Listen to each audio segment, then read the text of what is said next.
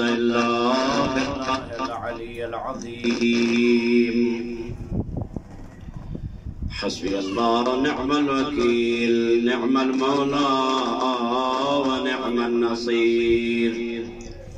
وأفوض أمري إلى الله إن الله بصير بالعباد. الصلوات.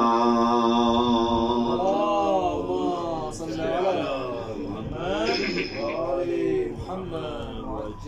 الحمد لله الذي لا يبلغ مدحته القائلون ولا يحصي نعماءه العادون ولا يؤدي حقه المجتهدون. الذي لا يدركه بعد الإمام ولا يناله غوص الفطن. والصلاة والسلام على العبد المؤيد والرسول المسدد المصطفى الأمجد المحمود الأحمد حبيب إله العالمين أبي القاسم محمد. اللهم صل على محمد وآل محمد. والصلاة والسلام على آله الطيبين الطاهرين المعصومين الغر الميامين المنتجبين المكرمين الذين أذهب الله عنهم الرجس وطهرهم تطهيرا. اللهم صل على محمد وآل محمد. أما بعد فقد قال الرحمن في القرآن: بسم الله الرحمن الرحيم. يا أيها الذين آمنوا ادخلوا في السلم كافة. وقيل في زيارة الجامعة: السلام عليكم يا أهل بيت النبوة. بلند صلوات. اللهم صل على محمد وآل محمد وعجل. نہایت مختصر وقت میں آپ کی خدمت میں چند ایک معروضات عرض کر کے آپ کی خدمت کو تمام کرتا ہوں. کل عرض کیا تھا سلام، سلامتی، صلح، رحمت، اس کے مختلف معانی ہیں کہ جو اللہ نے قرآن میں بیان فرمائے. لفظ سلام مشتقات تو 140 ہیں. لفظ سلام تقریباً 40 مرتبہ قرآن میں آیا ہے. دو تین نمونے سلام کے کہ جو انبیاء پر سلام قرآن میں ذکر کیے گئے ہیں. ان میں سے ایک شخصیت حضرت عیسیٰ ابن مریم علیہ السلام ہے، جس میں حضرت عیسیٰ علیہ السلام اپنے اوپر سلام بھیجتے ہیں. والسلام علی یوم ولدت ویوم اموت ویوم ابعث حیا. اور سلام ہے وہی سلام کا معنی سلامتی ہے، خیر ہے، کمال سلامتی ہے میرے اوپر. والسلام علی یعنی سلامتی میرے اوپر. کس دن؟ یوم ولدت، جس دن مجھے پیدا کیا گیا، جس دن میں پیدا ہوا. وہ یوم اموت، اور جس دن میں اس دنیا سے جاؤں گا آغوش موت میں. وہ یوم ابعث حیا، اور جس دن مجھے اٹھایا جائے گا. یہ تین مرحلے جس میں حضرت عیسیٰ علیہ السلام اپنے اوپر سلام بھیجتے ہیں. البتہ یہاں مفسرین مختلف ان کے اقوال ہیں کہ جن قوی ترین قول یہ ہے کہ والسلام یعنی ہر قسم کی سلامتی مجھ میں ہے. یعنی جو تہمتیں لگائی گئی تھیں حضرت مریم پر اور مختلف قسم کے جو غبار پھینکے گئے تھے، والسلام علیہ یعنی سلام یعنی سلامتی، جو سلامتی ضد ہے دوسری چیزوں کی، کہ جس قسم کا بھی کوئی گناہ یا کوئی فریب، کوئی دھوکہ، کوئی بھی چیز ہے سلامتی کی وہ ضد ہے۔ اور ایک اور سلام ہے کہ جو خداوند متعال نے حضرت یحییٰ ابن زکریا علیہ السلام پر بھیجا ہے۔ وَالسَّلَامٌ عَلَيَّ يَوْمَ وُلِدَ وَيَوْمَ يَمُوتُ وَيَوْمَ يُبْعَثُ حَيًّا۔ یہاں پر وہاں پر الف لام ہے سلام کے اوپر، والسلام علیہ یعنی السلام، یعنی والسلام علیہ، یہاں پر والسلام علیہ یوم ولد و یوم یموت و یوم یبعث حیا۔ یہاں پر وہاں پر الف لام معرف باللام ہے، معرفہ ہے، اور یہاں پر سلام ہے جو کہ نکرہ ہے۔ مفسرین کہتے ہیں کہ ان کے درمیان فرق یہ ہے کہ والسلام جو کہ الف لام کے ساتھ ہے، یہاں عمومیت ہے ہر قسم کی سلامتی، کہ جو عیسیٰ علیہ السلام اپنے لیے بیان کر رہے ہیں، اگرچہ وہ اذن پروردگار سے ہے، لیکن زبان پروردگار حضرت عیسیٰ علیہ السلام کی زبان سے وہ مقام اور تھا، جس وجہ سے الف لام جنس ہے اور یہ عمومیت کو شامل ہے۔ لیکن وسلام علیہ یوم ولد، یہاں پر حضرت یحییٰ ابن زکریا پر جو سلام خدا خود بھیج رہا ہے، یہ سلام کسی خصوصیت کا حامل ہے، کہ وہ عمومیت اس میں نہیں ہے، البتہ اگرچہ نکرہ ہے، لیکن یہ ایک خصوص سلام ہے کہ جو حضرت یحییٰ ابن زکریا کے لیے استعمال کیا گیا، جو خدا خود اس سلام کو بھیج رہا ہے۔ اور بھی نمونے ہیں، سلام علی المرسلین اور والسلام علی من اتبع الہدی، یعنی سلام ہے اس پر جو اتباع کرے ہدایت کی۔ امیر کائنات نے نہج البلاغہ میں، اور ویسے بھی علماء جو ہیں ان کی روش یہ ہے کہ جس کی طرف خط لکھنا ہو اگر اس کو اہل نہیں سمجھتے تو یہی لکھ دیتے ہیں والسلام علی من اتبع الہدی، یعنی سلام اس پر کہ جو ہدایت کی اتباع کرے۔ سلام علی المرسلین، مرسلین پر سلام۔ اسی طرح اللہ نے قرآن مجید میں اور بھی کافی جگہ پر سلام بھیجے ہیں۔ یہاں پر السلام علیکم یا اہل بیت النبوہ، جو کہ زیارت جامع کبیرہ میں کل میں نے عرض کیا تھا کہ نہایت بہترین زیارت اور معتبر ترین زیارت ہے، کہ امام علیہ السلام سے تقاضا کیا گیا کہ مولا آپ بتائیں کوئی ایسی زیارت کہ ہم جائیں اور ایک ہی زیارت پڑھیں، تمام کے لیے وہ زیارت جو ہے وہ ہو جائے۔ تو مولا نے فرمایا کہ ہاں یہ زیارت ہے، وہاں پر تکبیرات ہیں، 100 تکبیرات، 30 اور پھر 40 تکبیریں، تاکہ کوئی خدشہ جو ہے وہ شرک و نفاق اور اس قسم کے جو ہیں، اور کلمہ شہادت بھی ہے اور اس طرح توحید کا کلمہ بھی ہے وہاں پر، اس پروٹوکول کے ساتھ زیارت ہے۔ اس کے بعد امام علیہ السلام نے فرمایا کہ اس کو شروع کرو۔ السلام علیکم یا اہل بیت النبوہ، سلامتی ہے، خیر ہی خیر ہے، رحمت ہی رحمت ہے۔ اور رحمت کی اگر ڈیفینیشن کی جائے کہ رحمت پروردگار کیا ہے، تو پروردگار عالم نے اس کائنات میں چند نمونے رحمت کے ہماری طرف بھیجے ہیں، جن میں سے پہلے آدم علیہ السلام اور آخری حضرت قائم آل محمد علیہ السلام ہیں، کہ جو سراپا رحمت بن کر آئے ہیں خداوند متعال کی طرف سے، جن کی رحمت میں کوئی شک نہیں۔ اور پیغمبر اکرم تو وما ارسلناک الا رحمتا للعالمین، رحمت پروردگار کیا ہے؟ رحمت پروردگار یعنی الخیر کل الخیر، یعنی ہر قسم کی، جس میں کسی قسم کے کسی گناہ یا کسی بھی ایسی چیز کا خدشہ نہیں کیا جا سکتا، اس کو کہتے ہیں رحمت پروردگار اور خیر جو خدا کی طرف سے ہے وہ۔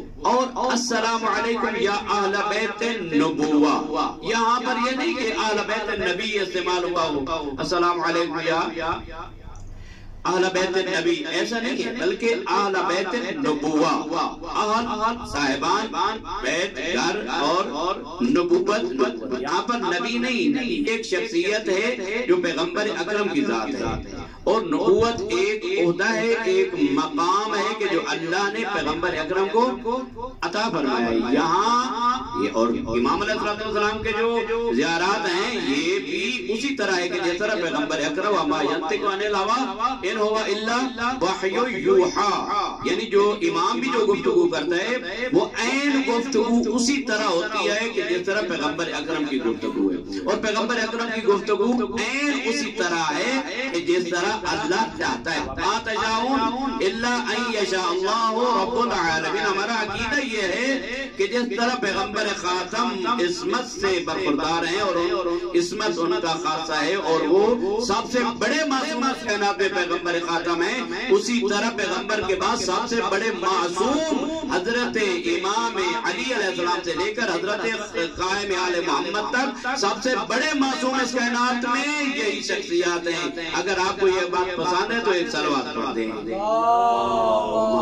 صلی علی محمد وآل محمد۔ تو بات یہ ہے کہ اہل بیت النبوہ یعنی اہل بیت یعنی بیت گھر، نبوت کا گھر۔ اب یہ دیکھنا ہے کہ اس سے مراد کیا ہے؟ کیا یہ فزیکل طور پر جو مادی گھر ہے کہ جو مدینہ میں پیغمبر اکرم نے بنایا ہوا تھا اور اس میں اپنی بیویوں کو بھی سکونت دی ہوئی تھی، اور جس گھر میں حضرت فاطمہ زہرا سلام اللہ علیہا رہ رہی تھی وہاں پر سکونت تھی، کیا اس گھر سے مراد یہ گھر ہے کہ جس میں السلام علیکم یا اہل بیت النبوہ کہا جا رہا ہے، یا کوئی اور گھر ہے؟ اس میں تو کوئی شک نہیں ہے، اہل بیت۔ اور پھر اہل بیت نبوت اس سے مراد کیا ہے؟ کیا یہ خدا بتانا چاہتا ہے امام علیہ السلام کے ذریعے کہ پیغمبر اکرم کی ایک بیٹی ہے اور حسنین شریفین ہے اور گھر میں یہ رہنے والے ہیں اور ان پر سلام ہے؟ ایسی بات نہیں ہے، بلکہ پیغمبر اکرم کے دو گھر ہیں کہ جو ایک گھر مدینہ منورہ میں ہے کہ جو ایک فزیکل اور مادی گھر ہے، ایک گھر یہ تو نبی کا گھر ہے، یہ نبی کا گھر ہے، نبی کا، اور بیویاں نبی کی تھی، نبوت کی نہیں۔ نبوت ایک عہدہ ہے، لہذا سلام ہے نبوت کے گھرانے پر، نبی کے گھرانے پر نہیں، اہل بیت نبی پر نہیں، نبوت کے گھرانے پر ہے۔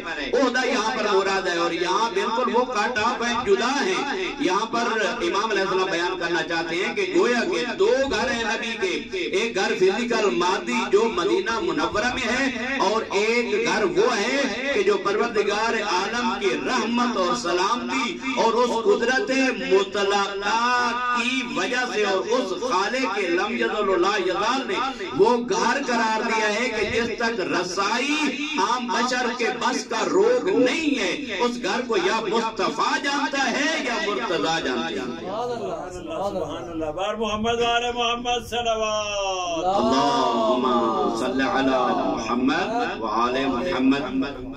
اور دو گھر ہیں، ایک گھر ہے اس عالم ملکوت میں، ایک عالم وحدت میں، ایک عالم مادہ میں، ایک وحدہ لا شریک کے ہاں ان کا گھر ہے، اور ایک گھر ہے یہاں مدینہ میں۔ ہاں لوگ جھگڑا کرتے رہے کہ مدینہ کے گھر میں، ٹھیک ہے مدینہ میں تو رسول اکرم نے ان کو گھر بانٹ دیے تھے، اور ویسے بھی اہل سنت جو ہے وہ کہتے ہیں کہ اپنی کتابوں میں لکھتے ہیں کہ بیویاں تو ویسے بھی اہل بیت میں نہیں آ سکتی، اس وجہ سے کہ اہل بیت میں وہ آتے ہیں کہ جو کبھی وہاں سے جدا نہیں ہو سکتے، کہنے سے بھی جدا نہیں ہو سکتے، اور بیویاں تو وہ ہوتی ہیں کہ فقط انت طالق کہنے کے ساتھ یا 3 مرتبہ طلاق کہنے کے ساتھ طلاق طلاق طلاق، بیوی تو اپنے گھر سے گئی، اپنے پیکے گھر، اس کا اپنے شوہر سے کاٹ ٹاپ ہو گیا، جدا ہو گیا، کہاں گئی وہ اہل بیت کہ جو 1 منٹ میں آتی ہے اور دوسرے منٹ میں جاتی ہے؟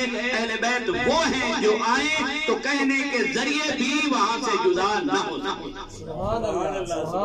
صلوات پڑھیں محمد وآل محمد، صلی علی محمد وآل محمد۔ ایک گھر وہاں پر اور ایک گھر یہاں پر۔ اس گھر کی تو بات نہیں ہے، بات ہو رہی ہے اہل بیت النبوہ اس گھر کی کہ جس گھر کو اللہ تبارک و تعالی نے قرار دیا اور وہ اللہ کے ہاں معلوم ہے، مشہود ہے، اور وہ جانتے ہیں کہ وہ کون سا گھر ہے۔ وہ نبوت کا گھر ہے، وہ رسالت کا گھر ہے، وہ طہارت کا گھر ہے، وہ عصمت کا گھر ہے، اور اس کا تعلق عالم بالا سے ہے۔ پروردگار عالم نے ان شخصیات کو یہاں پر بھیجا اس لیے کہ عالم بشریت میں ایسے بشر چاہیے کہ جو ان کے لیے مثال بن سکے، ورنہ ان کی حقیقت ایسی ہے کہ جس کی حقیقت کو وہ خود ہی سمجھ سکتے ہیں، نہ سلمان سمجھ سکتا ہے، نہ ابو ذر سمجھ سکتا ہے، نہ مقداد اور قمبر سمجھ سکتے ہیں۔ ہاں کون سمجھ سکتا ہے؟ محمد مصطفیٰ کو یا علی سمجھ سکتے ہیں، یا علی کو محمد مصطفیٰ سمجھ سکتے ہیں۔ سبحان اللہ، بار محمد والے محمد صلوات اللہم صلی علی محمد وعلی محمد۔ اللہ کی ذات نے ان کو اس کائنات میں بھیجا کس لیے؟ بشر ہیں، تقاضۂ بشریت ہے، جائیں وہاں پر اور کیا کریں؟ آپ سب کو پتہ ہے کہ ہدی للناس نور و کتاب مبین انزلنا الیکم، یعنی تمہاری تجاءکم نور من اللہ و کتاب مبین، نور آیا اور کتاب مبین آیا۔ اللہ نے نور کو بنایا ہمارے لیے کیوں؟ ہدی للناس و رحمتا للمؤمنین، لوگوں کی ہدایت کے لیے۔ اچھا یہ جو ہدایت کے لیے اللہ نے ان کو بھیجا ہے، تو کیا یہ ہدایت خود نہیں ڈائریکٹ نہیں حاصل کر سکتے؟ تو ان کے اندر عام معلومات کے اندر وہ کیپیسٹی اور گنجائش نہیں ہے، ان کے اندر وہ صلاحیت نہیں ہے کہ ہدایت کو، نور الہی کو اللہ سے ڈائریکٹ وصول کر سکے۔ اس کو اس طرح اگر مثال میں، اگر یہ دنیاوی مثال ہے البتہ، لیکن اس کو اس طرح پیش کیا جا سکتا ہے کہ جس طرح کہ آپ نے دیکھا بجلی اور بجلی کا میٹر ہے، وہاں پر ایک سوئچ ہے، فیوز ہے، وہاں سے بجلی جو وہاں سے میٹر سے آتی ہے، میٹر سے آگے فیوز میں آتی ہے، فیوز سے پھر آگے بٹنوں میں، تاروں میں، اور پھر آگے بلب بھی روشن ہوتے ہیں اور استریاں بھی، اور یہ تمام چیزیں کیسے، کیوں؟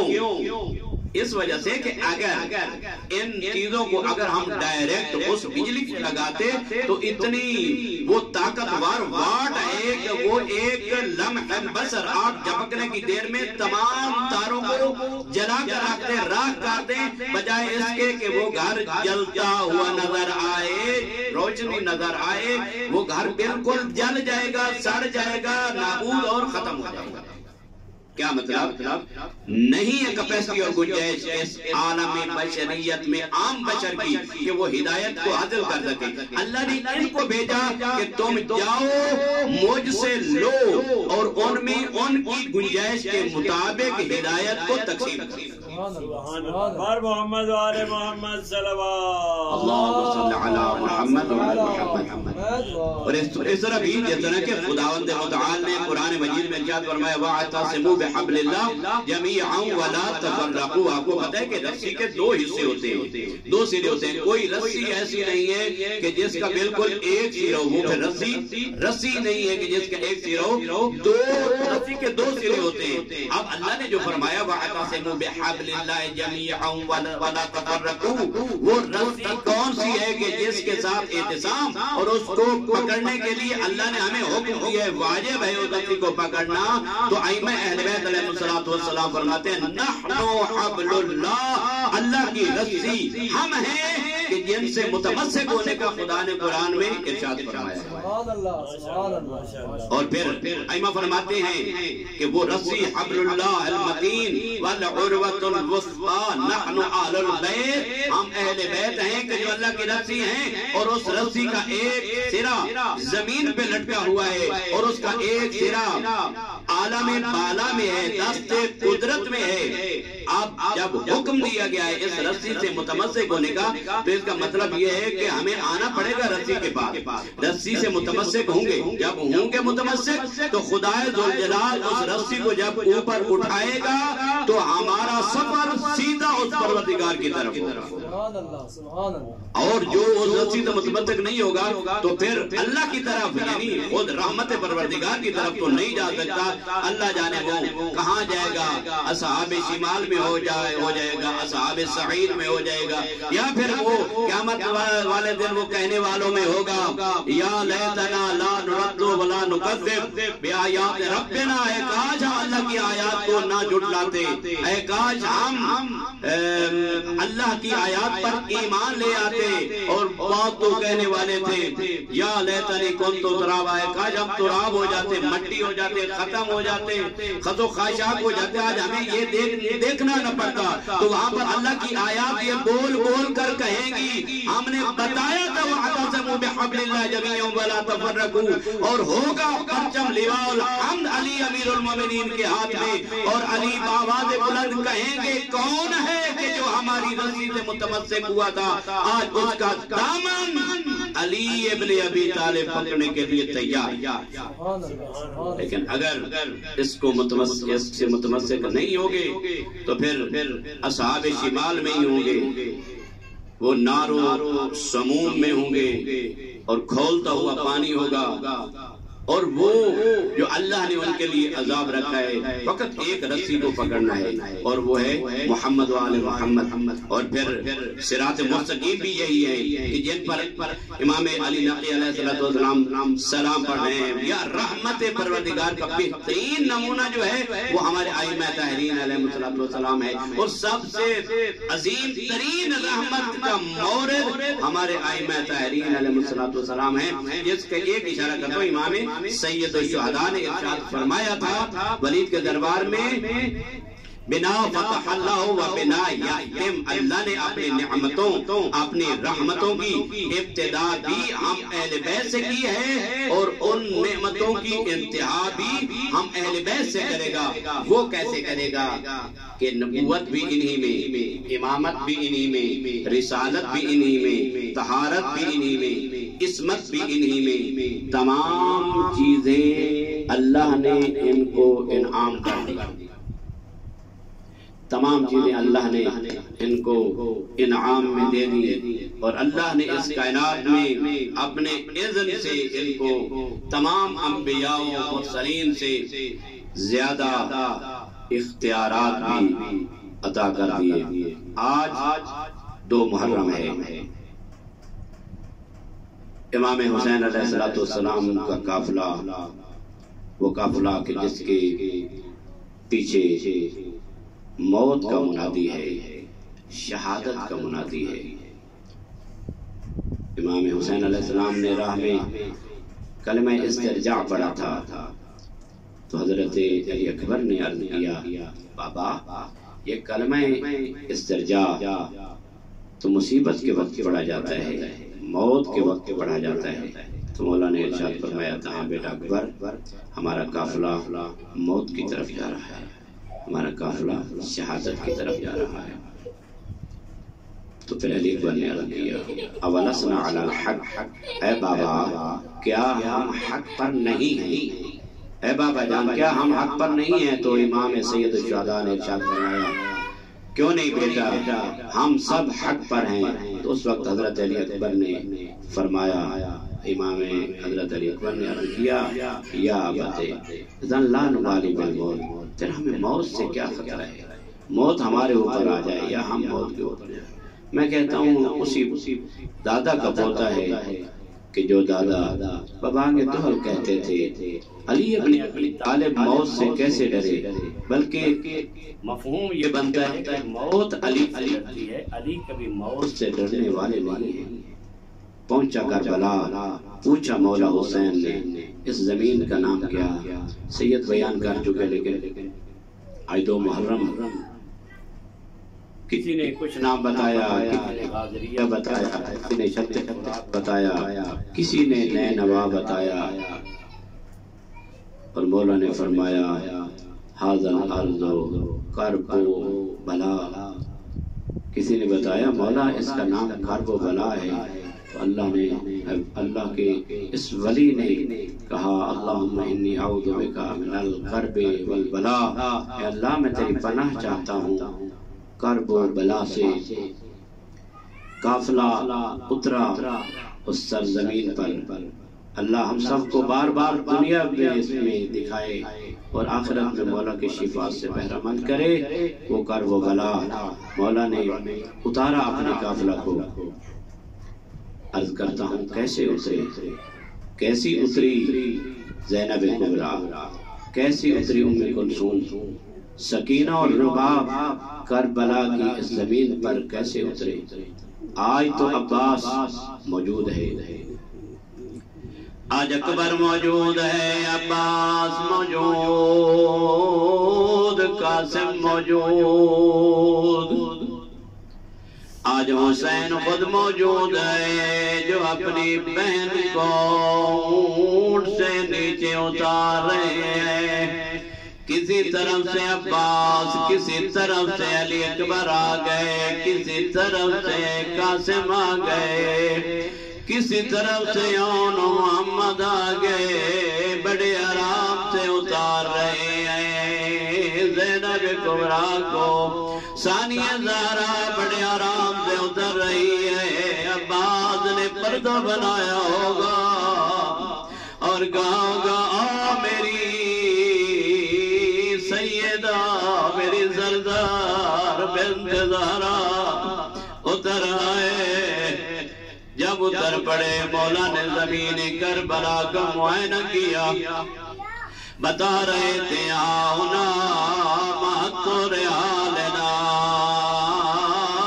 ومسفق دمائنا وصوبیت نساؤنا وزوبیت ابنانا واطفالنا۔ مولا بتا رہے ہیں لوگوں اترے گا، یہاں پر ہمارے جوان مارے جائیں گے، یہاں ہمارے نادان ذبح کیے جائیں گے، یہاں ہماری بہنوں کو گرفتار کیا جائے گا، اسیر کیا جائے گا۔